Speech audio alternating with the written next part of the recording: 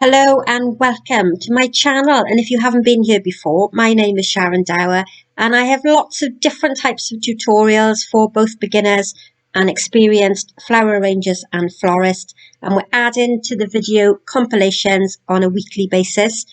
I'm a little bit behind because we've had a busy few months, but today I'm going to have some fun with these gorgeous white garden roses called Candlelight, a beautiful multi-petal garden rose that has the extra advantage of having a delightful sweet perfume. Now with these wonderful roses, I'm going to create an informal, almost all-round design in a heavy stone container. I've taken a little bit of inspiration from the Georgian period, and I've surrounded my roses with foliage and a soft filler flower. Now, don't forget, subscribe to the channel and hit the bell to be notified every time I upload a new tutorial video. And it also helps people to find the videos if you make a comment or ask a question in the comment box below. So sit back and relax and let's get started.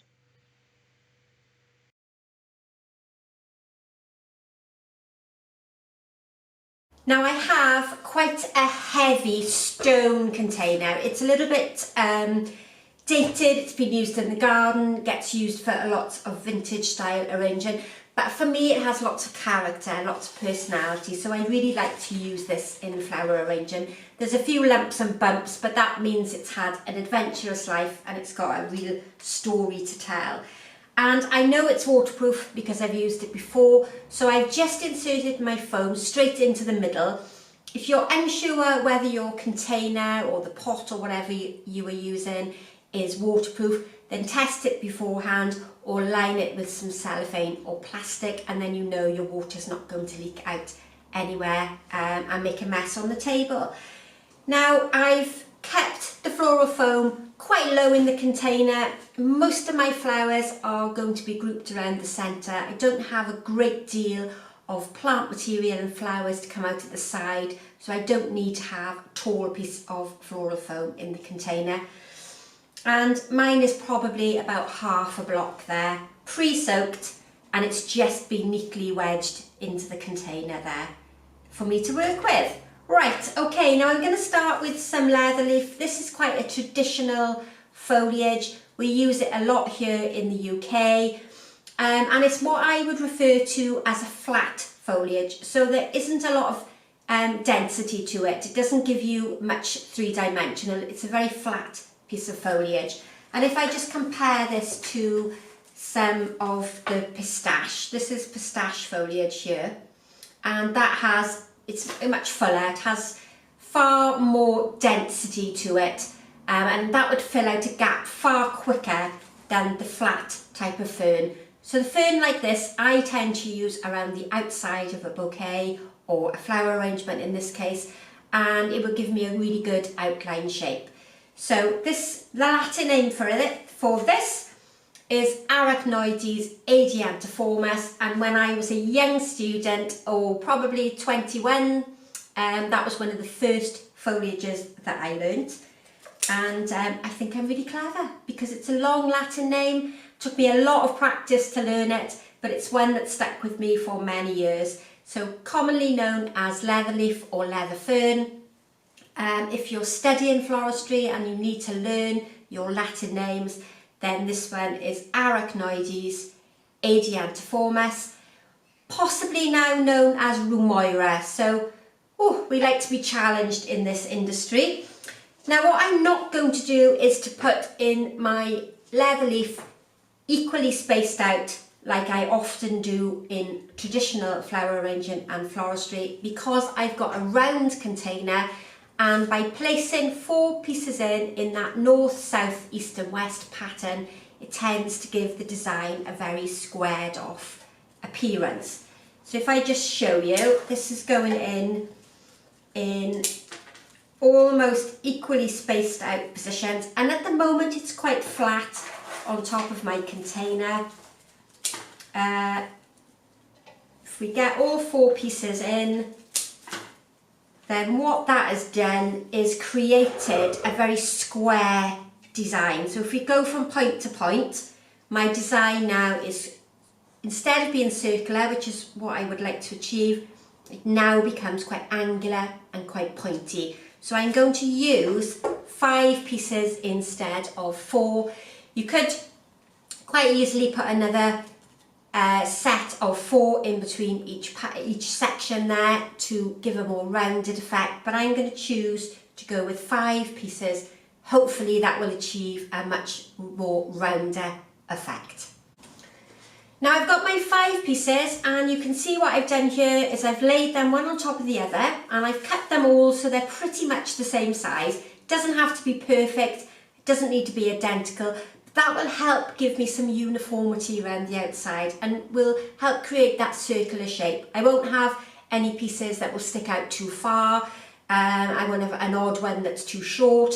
We know now that our outline shape is going to be pretty much equal all the way around. We need to make sure that we've got clear stems on the bottom and there's no debris there, no thorns, no shorter leaves. So you'll see with this one, I'll just remove the outside foliage. That one happens to be a bit damaged anyway, but anything small and short we can add into the centre to help cover the floral foam. And I'm just going to make sure there that all the ends are nice and clean. Now when I showed you the example a moment ago where we had the 4 equal placements, you'll notice that I sat them quite flat on the container. But because I want a more softer design, a far more traditional, more informal type of arrangement, I'm going to place them in at an angle coming out from the foam rather than sitting flat across the top. Sometimes when you're working with a square piece of foam, it's sometimes quite hard to visualize that circular shape. So if you have difficulty, you could always cut that beforehand into a rounder shape and it will help you place your materials in. But what I've aimed to do here is have them coming out from the base of the container, so the stems almost look like they're heading to the base of the foam rather than crossways. And then hopefully what that will achieve is avoiding covering too much of my container. It's got a lot of character and I don't really want to cover it up too much with the greenery. So you'll see that the material is placed in at an angle facing downwards. Then with any of the short pieces that I had removed, I can just tuck them in different areas around to make sure that when you're looking at it from the side, we don't see any floral foam. So quite short little pieces here on the sides, and then I'll use up any of the spare bits tucked in down on the side, and hopefully we've achieved a fairly circular shape. You can always move a couple of pieces if you feel they're not sitting where you want them to go. And you'll notice that the top section there of my floral foam, so the square bit on the top, has no flower material in it at all at the moment. I only used the side placements. And I always encourage you, get your outline shape done properly first and your rest of your arrangement will follow on quite nicely. Now with some more of the shorter pieces, I'm now going to head towards the top and start covering my floral foam. This one can go in as it is with 2 sections. And what I'm doing, I'm using that radial placement, so we're placing everything angled outwards as if the stems are heading to the same focal point. And that's what we call radial arranging. Most traditional flower arranging uses radial placements. As you become more advanced and you use a more European style of arranging, or you look at parallel style of flower arranging as well, then we place them in vertically and straight alongside one another. But for today, I'm going with that nice traditional radial shape. Now size wise, I'm almost repeating the same size as my container on top again. So if we can imagine the container upside down sitting on the top, I'm going to have almost a dome shape visible for you to see with the flowers. Often we do 1/3 and 2/3, and your flower display is twice the height of your container for this style of almost like a posy style of arrangement, and keeping the flowers quite low down. Now let's have a little look. I'm going to use up all these small bits so that they don't get wasted. And now I did have some of the pistache to add in to give me a bit of texture and a bit of variation in colour, but to be honest it's very, very similar in colour. It's not as contrasting as I would like it to have been, and it's a very similar texture, so the colour and the texture is very similar. So I'm going to leave that out, and what I am going to put in instead is some of the variegated euonymus. So that's a gorgeous cream and green obviously together, and that's going to give me a far better contrast in texture and colour, so we can keep the pistache for another day. Right, so again the outline shape has been created, so I'm not going to go any wider with my variegated foliage. And if you can't get hold of a variety of foliage like I can, then just work with what you can get. But you'll see straight away it helps give me a link with my container because there's some gorgeous creams in there, and it's also going to link beautifully with those big roses that I've got to use. Now sometimes using too many foliages with heavy patterns on it like this can be a little bit overbearing and can sometimes make your design a bit cluttered. So when you're learning to arrange flowers, be a bit mindful of having too many fussy materials, too many busy material, because it can be very confusing for your eye. So hopefully now the solid green shapes of the foliage that we put in at the very beginning gives a nice backdrop for the variegated material in the middle. Right, now my outline shape is created, and you've seen the beautiful roses that I've got to work with. These are just amazing. That's going to cheer anybody up. And I've removed a lot of the outer petals that are sometimes a bit damaged. You just very gently need to remove anything from the outside that has any damage on it. With these garden style roses, often you have to remove quite a lot of petals from the outside to encourage it to open up to the size the head is here today. But aren't they magical?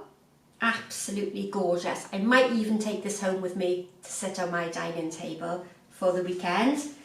And to add a bit of softness, again another texture, we've got the Thlasby green bells, also known as Lepidium, and this is going to give me a real soft, light and airy texture to the design. But because it's quite a soft material and it will snap quite easily, you can see here with this little piece here, it's already broken. Because it's the softer material, I'm going to add this in last, and then it's not going to get damaged as I insert the bigger flowers in around it. So we keep that one for the end. Now what I don't want to do with this arrangement is equally space out my roses, because again we're going to get that very informal, quite severe shape to it. I'm going to place them in a far more casual and far more random effect. It's a much nicer way, I think, of arranging this type of rose. And when you think about the scale, so we often talk, when we learn about principles and elements of design, this rose is a big head. It's got huge volume to it, it's got depth, it's got a big surface area on the top. So visually it is very, very commanding. So we wouldn't want to put this big huge rose in a tiny little cottage somewhere, because you really enjoy it in a small cottage. But if you think of the scale of that cottage, it would be very small and quite petite, low ceilings, small rooms. So this style of rose is really too big for the environment that it would sit in. But if you could imagine this rose in a big stately home, or a large sitting room, a large office space, then the size of the rose, the scale of that rose is far better for the proportions of the room that we're going to arrange in. So of course this container is visually quite heavy. It's made of stone, so this size of rose really suits this container well. And again, I'm aiming for a circular shape, and I'm not worried too much about making it perfectly circular. Now, one thing you can consider with these large-headed roses, or any large flower, is to try to bring the bigger-headed flowers towards the centre. I mean, these roses are so huge, you might not get that option, but the larger flowers are coming towards the centre, and the roses that are still a bit smaller in their head size can come towards the outside. A couple of damaged heads on that one, but we can work with that. So you can see they're sitting on top of, quite close together. There are lots of different layers, which gives us that three-dimensional effect. I'm not aiming to have this perfectly symmetrical dome shape. I want spaces in between, so the foliage and the filler flower peeks through and makes it look more interesting and far more natural. Absolutely gorgeous. Now, if you've got garden roses, if you're lucky enough to have a garden with some beautiful roses in it, this style of arranging would really suit those roses. You could just pick some from the garden, make sure you condition them properly overnight so they have a good drink and they recover. And you could cut them down low. You could even fill your container with water rather than floral foam if you want to be a bit better for the environment. But this is a great style for garden roses. And that's pretty much all my flowers in there. So we've got that circular shape, although it's not too formal. You can still see my container underneath. So you get the texture and the colour coming through from the container. And we've got that very almost Georgian style of flower arranging on the top with these fantastic big-headed roses. Now to soften it, I've got this lovely wispy claspy flower. I've probably mentioned in videos before that this is a good one that will grow in a UK garden. Possibly will grow in other parts of the UK, other parts of the world, sorry, as well. But obviously I'm a native Briton, so I'm more familiar with our gardens here in the UK. So this one will self-seed quite easily and grow very well in a UK garden. And you can pick it up as a seed quite easily. And even the shorter pieces that have snapped and are a little bit damaged from where it's been handled, I'm making the most of those as well by popping them in quite close to the floral foam. But you can see straight away I've only used one piece, but it's lovely and soft and really complements those large roses. So I have a few pieces of this to work through.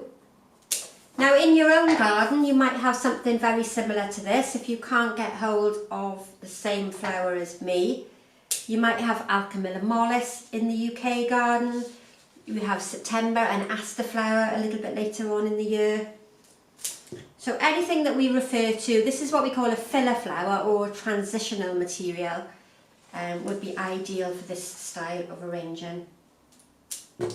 Now the rose stem is very thick and woody, whereas the little green bells here, the claspy green bells, is really quite soft, so you have to be quite dainty and quite delicate while you're working with this one. And I'm going to have to go much slower to insert this one into the foam.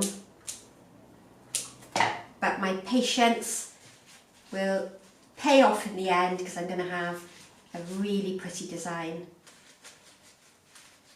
when we finish.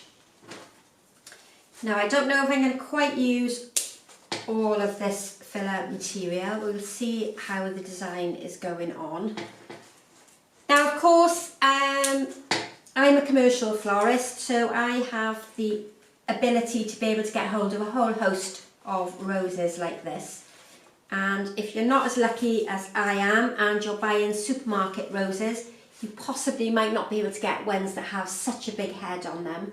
But we're coming into the peony season at the moment, and the florist grade peony lasts much longer than the supermarket grade.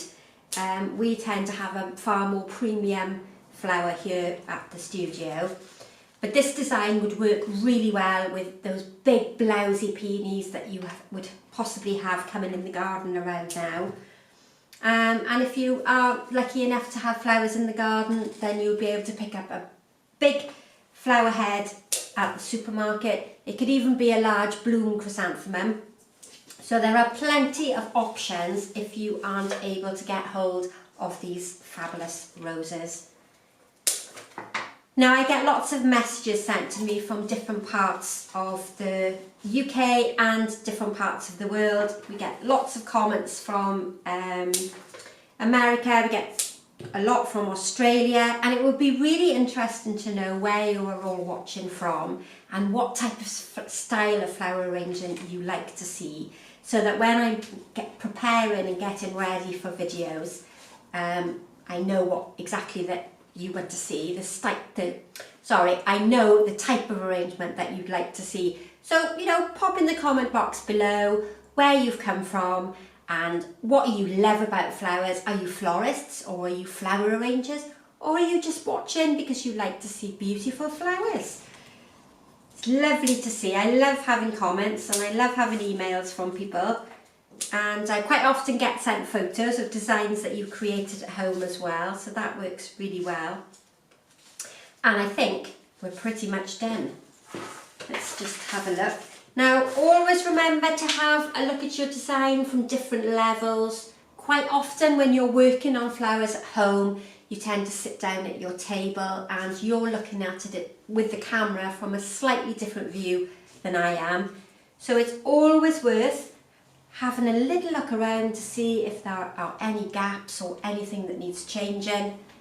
But for me, I would be delighted to receive that. I think that's just wonderful. So I hope you've enjoyed a quick video. I'm glad to be back. Hopefully we'll have a bit of spare time this week to do a few more videos. But that's my gorgeous, this rose is called Candlelight.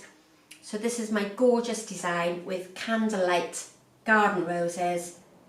Even better because they have fragrance to them. And have a fabulous week. Look forward to seeing you again soon. Bye for now.